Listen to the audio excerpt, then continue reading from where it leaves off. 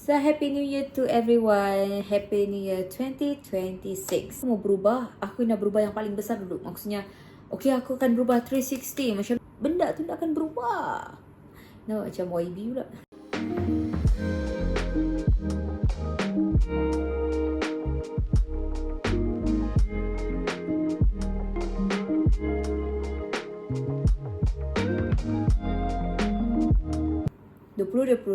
Bukan tentang diri orang lain, tapi tentang diri kau sendiri. Okay?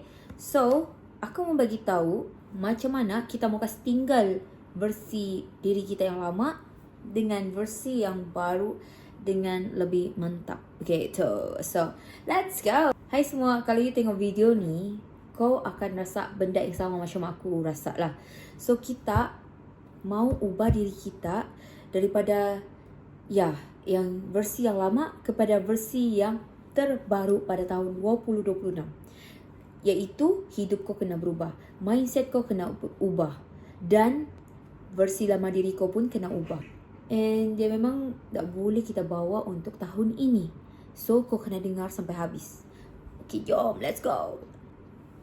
2026 ni bukan sahaja tahun baru, tapi adalah tahun new identity untuk diri kau sendiri. Untuk aku, 2026 ni bukan sekadar tahun baru, tapi adalah tahun untuk aku create new identity. Okay? So, first things first. Okay, kita cuba letting go. Letting go identity yang lama. Macam mana kita mau letting go? Letting go.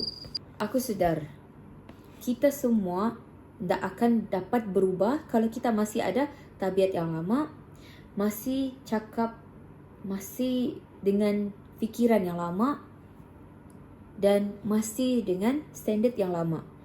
So kalau kau masih benda yang sama, so benda tu tak akan berubah. No, macam YB pula. Okay, contohnya versi lama aku dulu, aku lebih suka untuk faham diri orang lain, sedangkan diri aku sendiri terbeban. Sedangkan diri aku sendiri stres. Maksudnya di sana apa? Kau lupa jaga diri kau sendiri. Kan? Aku faham. So sekarang aku mau kau pilih clarity over chaos. Maksudnya lebih pentingkan kejelasan. Penjelasan daripada kekeliruan. Okay? Kekeliruan. Keliru pun aku nak susah orang cakap.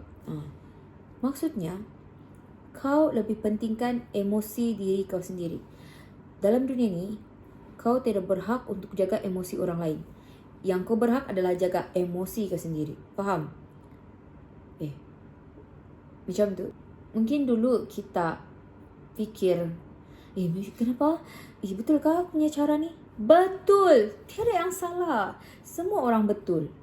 Sebab apa? Sebab kau bertanggungjawab kuasa. Maksudnya kau bertanggungjawab dengan diri kau sendiri. Okay, so next. Okay, part 2. Poin yang kedua. Apa new identity 2026 ni? Okay.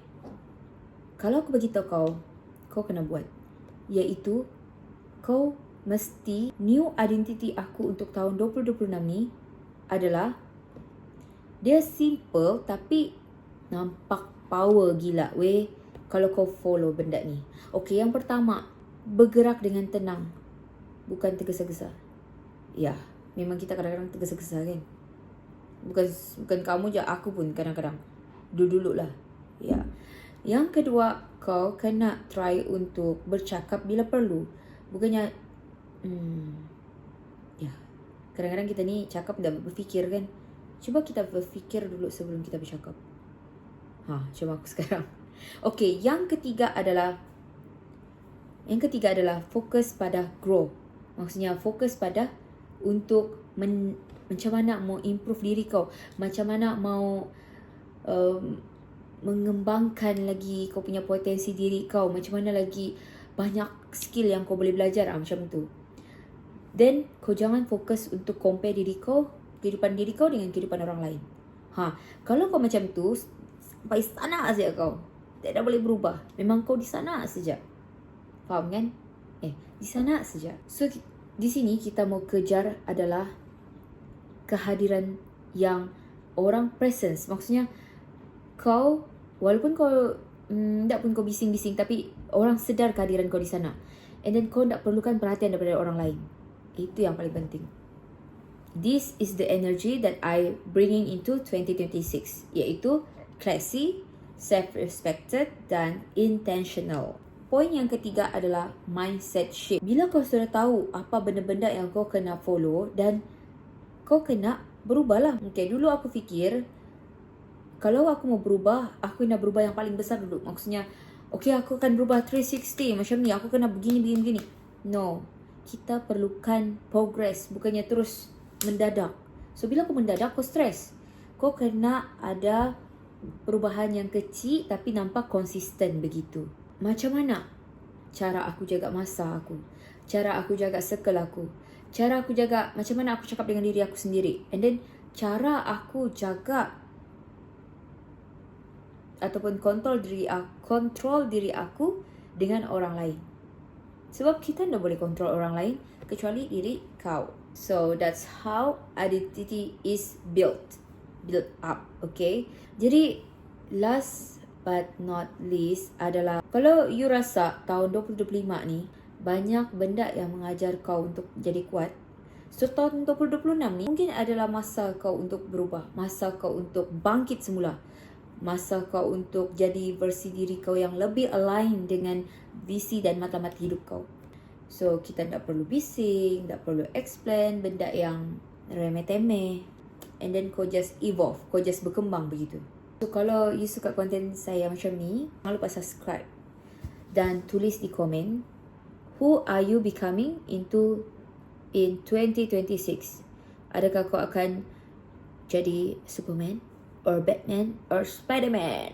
Okay. Jumpa lagi next video. Bye.